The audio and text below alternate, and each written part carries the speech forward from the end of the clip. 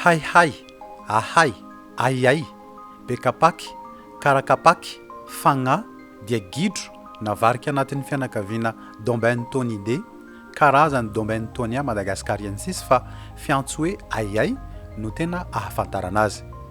Mirefy hatramin'ny 70 cm ny halavan'ny Ahay, 50 cm mahery amin'io ny halavan'ny rambony, milanja hatramin'ny 3 kilao.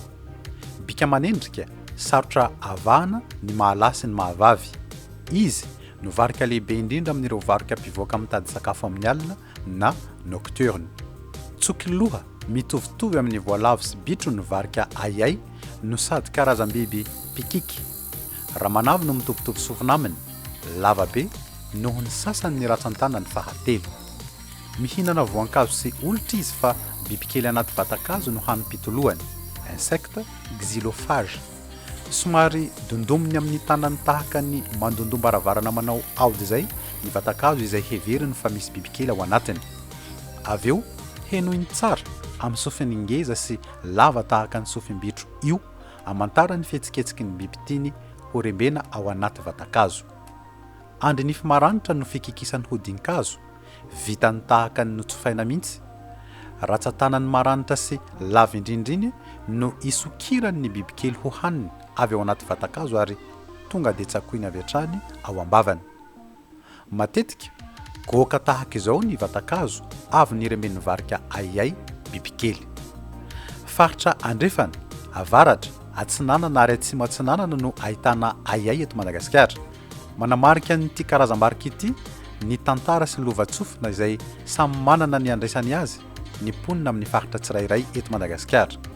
Ao maro mizan-dasy be, faritra rovana tantanin'ny Gerpa dia misy lovantsofina milaza fa biby fady ny Aiay ka tsy te hifanojo na ahita azy ny olona fa matahotra. Misy aza ny mamono azy avy hatrany satria fambara loza na fahafatesana ho an'izay mahita azy hono. Fomba fijery tsy voazava no sady tsy misy porofo ara-tsiantifika.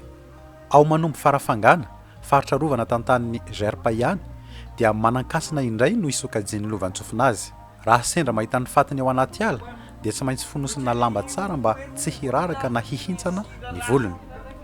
Izany fomba izany no antsoin'ny mponina any an-toerana hoe tetibato. Lovantsofina amin'iny faritra iny ihany no milaza fa raha misy singa-mbolin'ny fatin'ny Aiay miraraka an-tanàna dia hiteraka fahoriana mandripaka ka hahalany tamingana ny taranaka.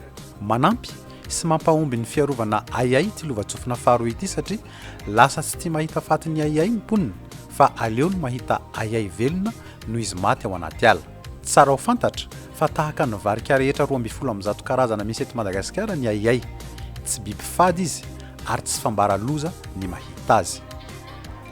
Atahorana ho lany tamingana haingana no isokajian'ny UICN na Union Internationale pour la Conservation de la Nature azy.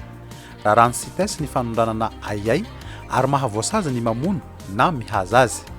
Ny groupe d'études et de recherche sur les primates de Madagascar na GERP dia manana tetikasa entina hampahomby ny fiarovana Aiay eto Madagasikara ka anisan'izany ny fanaraha-masony atiala izay misy Aiay iarahana amin'ny vondron'olona ifotony ao amin'ny faritra rovana maro mizan-dasy be sy manomba ny farafangana.